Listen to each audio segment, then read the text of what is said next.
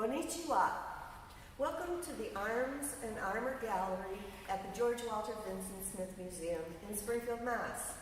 George and Belle Smith donated all the items they collected all their life for the formation of this museum.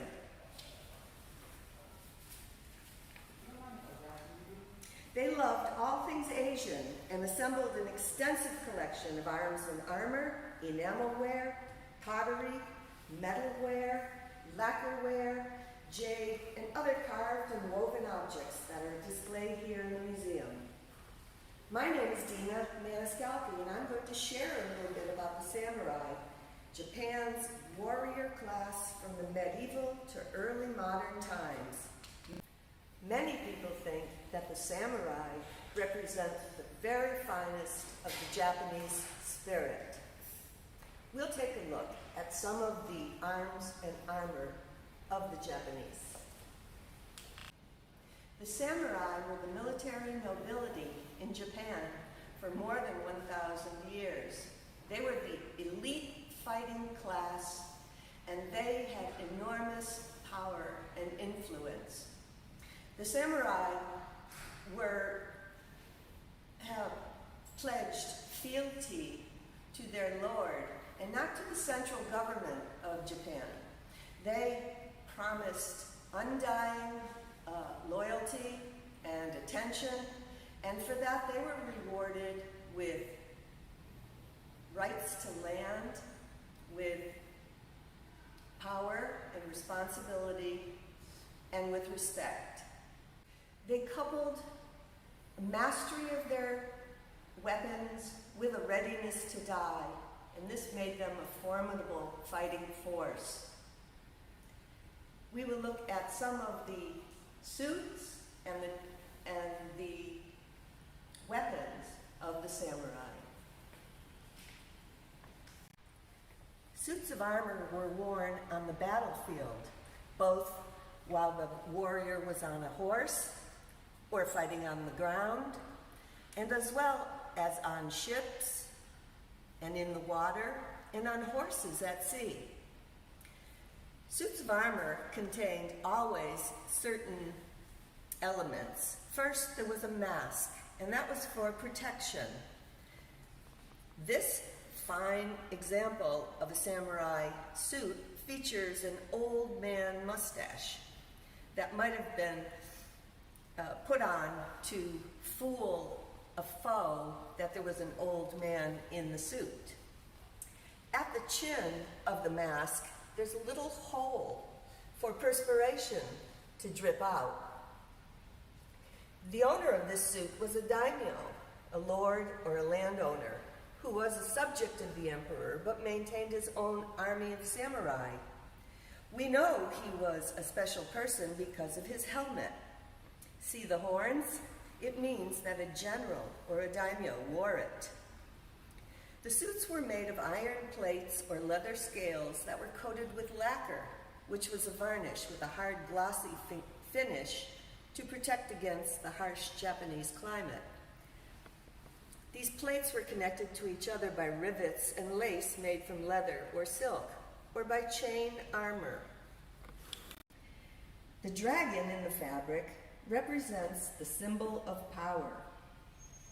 The flower with many petals in the fabric symbolizes a nation united under one ruling family. A baton was held in the hand of the samurai and used for communication back and forth with signals. Samurai relied on waving the baton to signal the fighters on the field or in the water or on ships.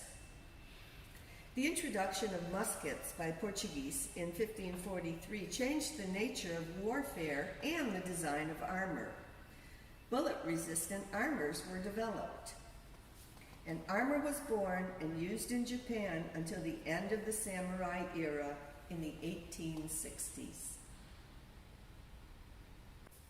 In our popular culture, we have evidence of samurai or armor worn in martial arts films and samurai films. The villain of Star Wars, Darth Vader, wears futuristic armor, including a helmet that bears a resemblance to this. The Shredder, who's the villain of the Teenage Mutant Ninja Turtles, wears a suit of samurai armor with razor-sharp spikes. We also see samurai armor in movies such as The Seven Samurai, Shogun Assassin, and The Last Samurai. Within the feudal system, the samurai followed a code of moral and ethical rules. There were 7 virtues: benevolence, courage, honor, loyalty, respect, righteousness, and sincerity. The spirit of the samurai were felt to be represented by their thinking, their acts, and the things they used, such as their horses and their weapons. Japan's classical system of martial training taught the warrior how to gain complete mastery of himself and his weapons. The samurai's training taught the warrior to use his weapons with the greatest assurance and precision, with lightning-quick reflexes and perfect unity of thought and action. He was able to confront death at any moment, but remain in full control of himself. The samurai used a variety of weapons, from swords, carved, spears, bow and arrow, the hardwood staff, the iron bar, the sickle and chain, and even the iron folding fan. They learned horsemanship, combat swimming, grappling, and how to tie up a struggling foe. A warrior had to use many weapons and had to know how to meet an enemy that was armed differently from him, how to fight a 9-foot spear with a sword, or a sword with a short wooden stick. One of the most difficult arts is the spectacular Yadome Jutsu, which is deflecting a volley of arrows with only a sword.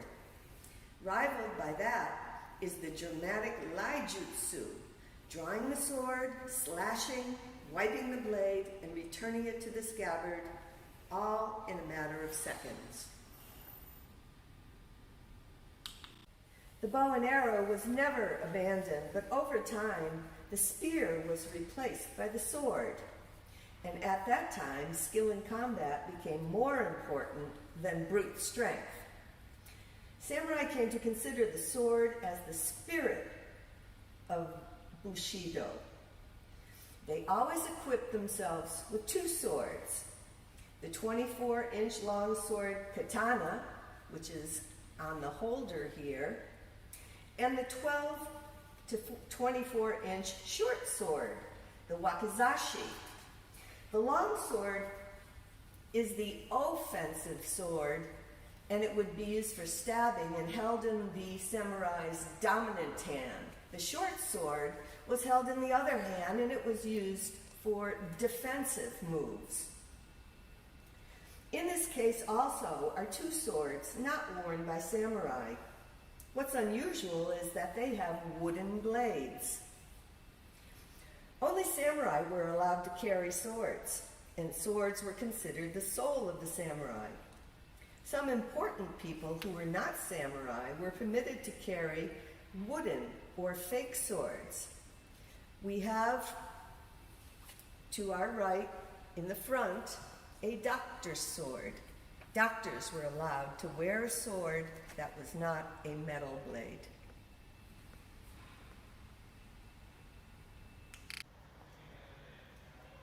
The samurai were not always fighting. In times of peace, they had important roles in society.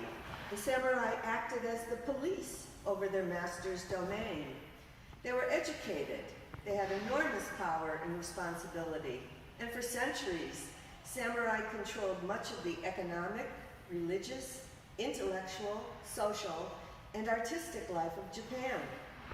They were expected to be familiar with the arts and the tea ceremony, supervised the merchants, the farmers, and the clergy.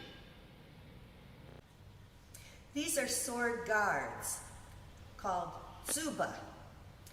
They are placed between the handle of the sword and the blade, and they're used for balance and heft and to protect the hand from sliding down the shaft and getting pierced when the sword is being used. Artisans made these strong enough to protect the hand and yet light and beautiful to look at. They decorated the sword guards with symbols of long life, good fortune, and heroism. And these items were made in the times of peace and became collector's items in the 19th century. And this is just a small collection of George and Belle Smith.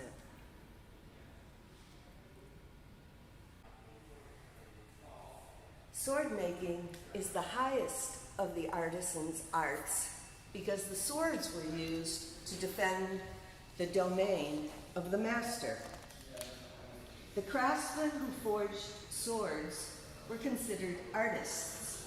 They used fire, water, an anvil, and a hammer to shape the world's best swords. They heated and hammered the iron repeatedly with a very keen sense. After forging the blade, the sword polisher did his work to prepare the blade for the so-called furniture, the handle, and the accoutrements that were going to be added. Then the sword was passed on to the sword tester, who put the sword to the test. The beauty of the sword appears on its blade and its edge. Samurai often gave names to their swords, and they became often almost objects of worship because it was believed that the soul of their warriorship was in their swords. The more beautiful a sword was, the more deadly sharpness it had.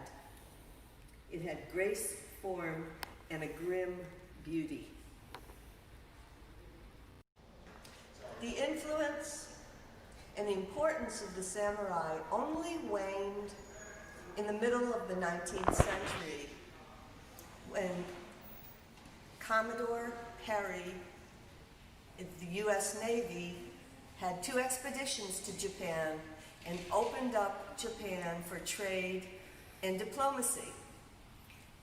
From that time on, the people who were samurais, who still were leaders, turned their interests to business and to commerce, and they became the titans of industry in Japan. Many characteristics of the samurai still exist and are finely ingrained in the Japanese character. Characteristics like loyalty, excellence, love of beauty and nature, honor, competitiveness. Japan is a small nation, but yet it is a superpower in the world, and it's because of the character of the Japanese. We see Japan, the influence of the samurai in everyday life throughout Japan, and very specifically in the arts and crafts of Japan, in the martial arts, in sports, and in the tea ceremony, which survives to this day. It's time to say sayonara, and thank you for joining me for a look at the Japanese arms and armor. You can join us for an extended tour of our Japanese collection, which includes calligraphy, origami, the tea ceremony, everyday life in Japan, and all of our marvelous, marvelous artifacts.